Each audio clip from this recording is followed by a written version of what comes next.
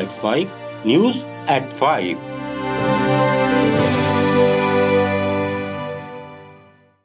नमस्कार, let's mic में आप सुन रहे हैं न्यूज एट 5। बुलेटिन की शुरुआत हम करेंगे आज की सबसे बड़ी खबर से, फिर जानेंगे देश दुनिया और आपके अपने राज्यों तक की बड़ी अपडेट्स। प्रधानमंत्री नरेंद्र मोदी मिजोरम, मणिपुर, असम, पश्चिम बंगाल और बिहार के दौरे पर हैं। 13 से 15 सितंबर तक चलने वाले इस दौरे के पहले दिन पीएम सबसे पहले मिजोरम पहुंचे, जहां उन्होंने मिजोरम की पहली railway line Bairabi Sairang express देश को समर्पित की। उन्होंने कहा कि ये लाइन परिवर्तन की जीवन रेखा साबित होगी। इससे लोगों को बेहतर सेवाएं मिलेंगी और स्थानीय व्यापारियों को देश भर से जुड़ने का मौका मिलेगा। लंबे समय से हमारे देश की कुछ राजनीतिक पार्टियां वोट बैंक पॉलिटिक्स कर रही हैं, जिन्होंने मिजोरम को अनदेखा किया, लेकिन आज मिजोरम फ्रंट लाइन में है। From today Aizawl will be on India's railway map. A few years ago, I had the opportunity of laying the foundation stone for the Aizawl railway line. And today, we proudly dedicate it to the people of the nation. Overcoming many challenges,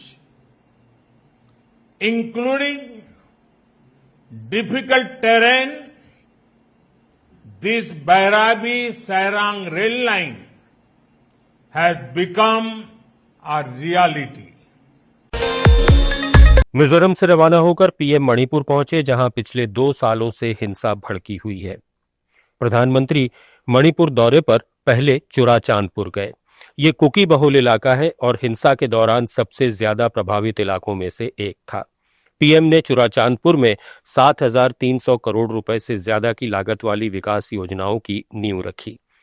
PM ने जनसभा को संबोधित करते हुए कहा कि मणिपुर की ये धरती हौसलों और हिम्मत की धरती है। मैं मणिपुर के लोगों के जज्बे को सल्यूट करता हूं। आप सभी भारी बारिश के बावजूद यहां आए। मैं आपके इस प्यार के लिए आपका आभार व्यक्त करता हूं। भारी बारिश के कारण मेरा हेलीकॉप्टर नहीं आ पाया, इसलिए मैंने सड़क मार्ग से आने का फैसला किया। मेरी मणिपुर के सभी संगठनों से अपील है कि शांति का रास्ता अपनाएं, अपने बच्चों का भविष्य सुनिश्चित करें। मैं वादा करता हूं कि मैं आपके साथ हूं। भारत सरकार आपके साथ है। मणिपुर की ये धरती, ये क्षेत्र आशा और उम्मीद की भूमि है, लेकिन दुर्भाग्य से हिंसा ने इस शानदार इलाके को अपनी चपेट में ले लिया था। थोड़ी देर पहले मैं उन प्रभावित लोगों से मिला हूं जो कैंप्स में रह रहे हैं। उनसे बातचीत के बाद मैं कह सकता हूं कि उम्मीद और विश्वास की नई सुबह मणिपुर में दस्तक दे रही है। साथियों, किसी भी स्थान पर विकास के लिए शांति की स्थापना बहुत जरूरी है। बीते 11 वर्षों में नॉर्थ ईस्ट में दशकों से चल रहे अनेक विवाद, अनेक संघर्ष समाप्त हुए हैं। लोगों ने शांति का रास्ता चुना है, विकास को प्राथमिकता दी है।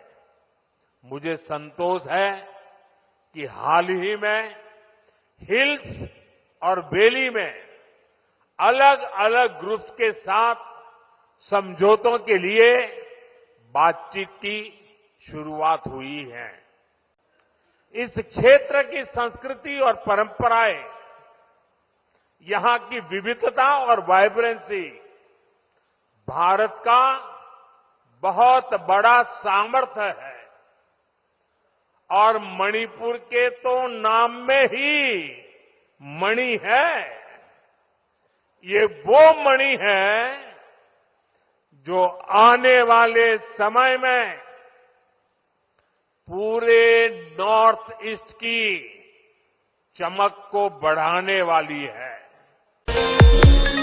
प्रधानमंत्री मोदी के मणिपुर दौरे पर कांग्रेस सांसद प्रियंका गांधी वाड्रा ने कहा कि मुझे खुशी है कि उन्होंने 2 साल बाद फैसला किया है कि ये दौरा उनके लिए सार्थक है।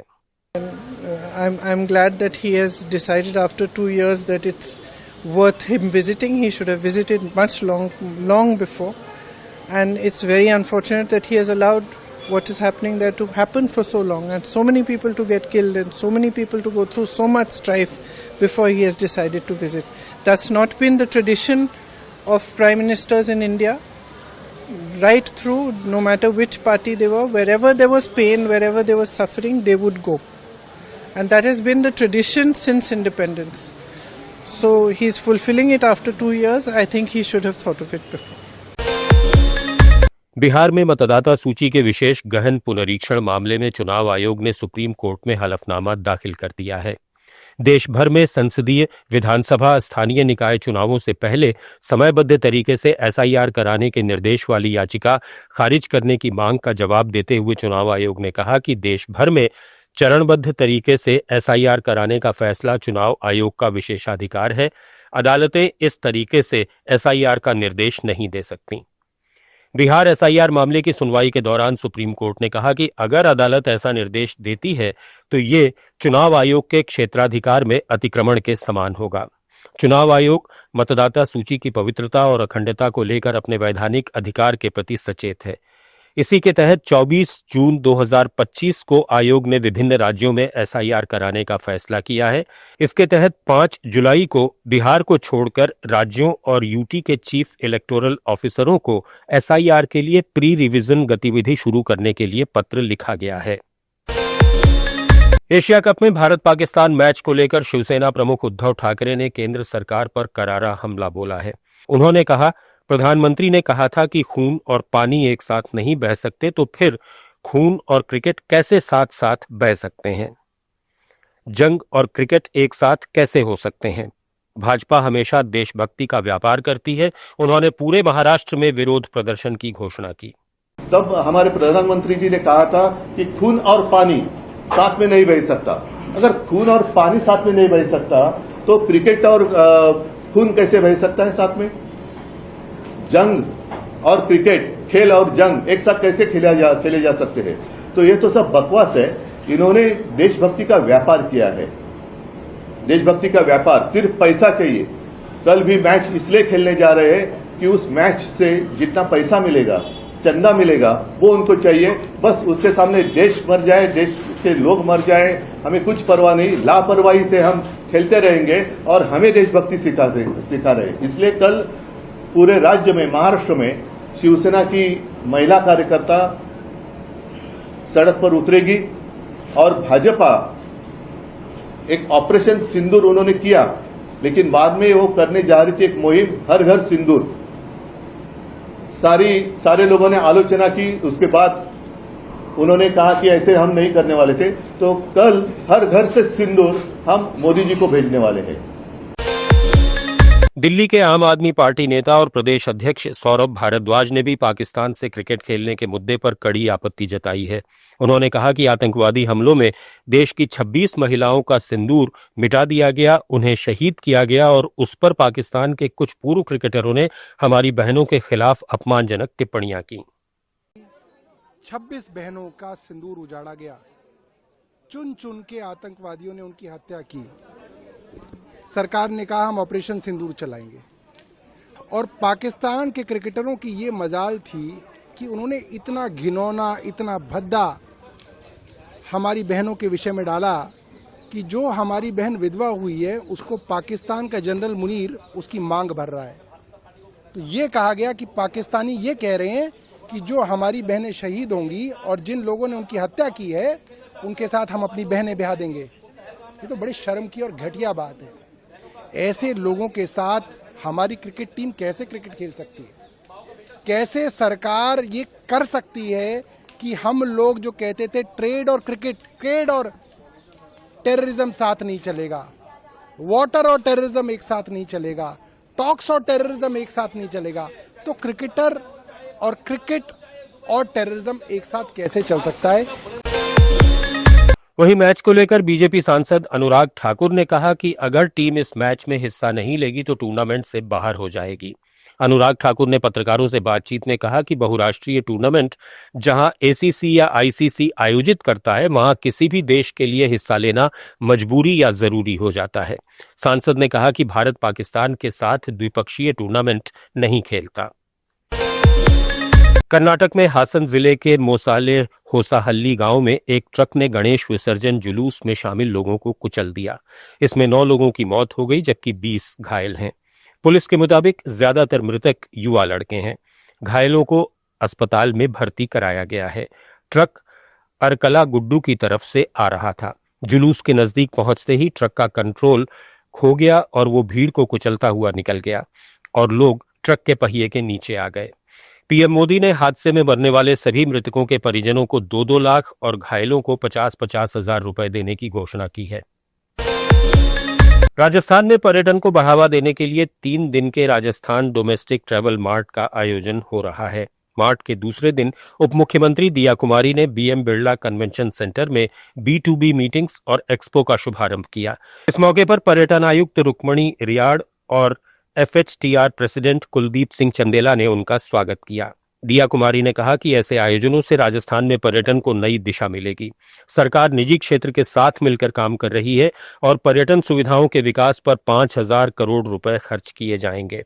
उन्होंने पर्यटकों की सुरक्षा और सुविधा के लिए तकनीकी उपाय और एक नया पर्यटक ऐप लाने की भी घोषणा की। RDTM का जो आयोजन है उसकी शुरुआत हुई है।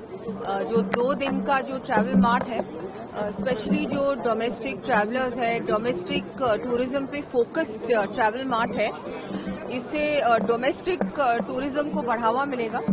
वैसे भी अब जो डोमेस्टिक ट्रैवलर है वो बहुत ज़्यादा बढ़ा है कोविड के बाद, और हम लोग इसको और आगे कैसे ज़्यादा से ज़्यादा हमारे जो डोमेस्टिक ट्रैवलर्स हैं वो राजस्थान विजिट करें, उनका जो एक्सपीरियंस है ट्रैवल का वो और अच्छा कैसे बनाया जा सकता है, हम और क्या उनके लिए कर सकते हैं। उस पूरा ही ये 2 दिन का जो ये पूरा जो एग्जीबिशन है, जो ये 2 दिन का ट्रैवल मार्ट चलेगा, उसमें बहुत सारी मीटिंग्स भी होंगी, एक्सचेंज ऑफ आइडियाज भी होंगे। तो ये बहुत अच्छा रहेगा टूरिज्म को आगे बढ़ाने के लिए। दिल्ली के ताज पैलेस होटल में आज बम की धमकी वाला ईमेल आया। इसके बाद पुलिस को सूचना दी गई। पुलिस जांच में बम की धमकी झूठी निकली। नेपाल के राष्ट्रपति रामचंद्र पौडेल ने देश में आम चुनाव कराने को लेकर तारीख की घोषणा की है। जारी बयान के मुताबिक अगले साल 5 मार्च को नेपाल में आम चुनाव कराए जाएंगे। पौडेल की प्रेस सलाहकार किरण पोखरेल ने बताया कि राष्ट्रपति ने नवनियुक्त प्रधानमंत्री सुशीला कार्की की सिफारिश पर चुनाव की तारीख की घोषणा की। कार्की के नेतृत्व वाली सरकार को 6 महीने के भीतर चुनाव कराने होंगे। प्रधानमंत्री नरेंद्र मोदी ने नेपाल की अंतरिम सरकार की प्रधानमंत्री सुशीला कार्की को शुभकामनाएं दी हैं। उन्होंने सोशल मीडिया प्लेटफॉर्म एक्स पर लिखा, मैं सुशीला कार्की को नेपाल की अंतरिम सरकार की प्रधानमंत्री के रूप में पद ग्रहण करने पर शुभकामनाएं देता हूं। भारत नेपाल के लोगों की शांति, तरक्की और समृद्धि के लिए प्रतिबद्ध बना हुआ है। नेपाल की पहली महिला मुख्य न्यायाधीश रही सुशीला कार्की नेपाल की पहली अंतरिम महिला प्रधानमंत्री बन गई हैं। रूस के कमचटका क्षेत्र के पूर्वी तट के पास 7.1 तीव्रता का भूकंप आया। समाचार एजेंसी रॉयटर्स ने German research centre for Jio sciences के हवाले से ये जानकारी दी है। GFZ ने बताया कि भूकंप की गहराई 10 किलोमीटर थी। वहीं अमेरिका के जियोलॉजिकल सर्वे ने भूकंप की तीव्रता 7.4 और गहराई 39.5 किलोमीटर बताई है। इस भूकंप के बाद पैसिफिक सुनामी वार्निंग सिस्टम ने संभावित सुनामी का खतरा जताया है। पिछले महीने के आखिर में कमचटका के पास 8.8 तीव्रता का शक्तिशाली भूकंप आया था, जिसके बाद इस इलाके में कई जगहों पर सुनामी की लहरें उठी थीं। इस भूकंप का असर जापान तक पहुंचा था। चलते चलते मौसम का हाल जान लेते हैं। हिमाचल प्रदेश के बिलासपुर के नैना देवी विधानसभा क्षेत्र में बादल फटने से भारी नुकसान हुआ है। इसमें नमहोल में 10 से ज्यादा गाड़ियां मलबे में दब गईं। यहां कई घरों को भी नुकसान की सूचना है। भारी बारिश के बाद जगह जगह लैंडस्लाइड से कई किसानों की जमीन भी बह गई है। वहीं मंडी जिले के धर्मपुर के सापड़ी रोह गांव में भी पहाड़ी से बड़ा लैंडस्लाइड हो गया। इससे कई घरों को खतरा पैदा हो गया है। इसके बाद प्रशासन ने 8 घरों को खाली करवा लिया है। बिलासपुर, कांगड़ा और मंडी के कई भागों में पूरी रात तेज बारिश हुई है। न्यूज एट 5 में फिलहाल इतना ही। बने रहिए लेट्स माइक के साथ।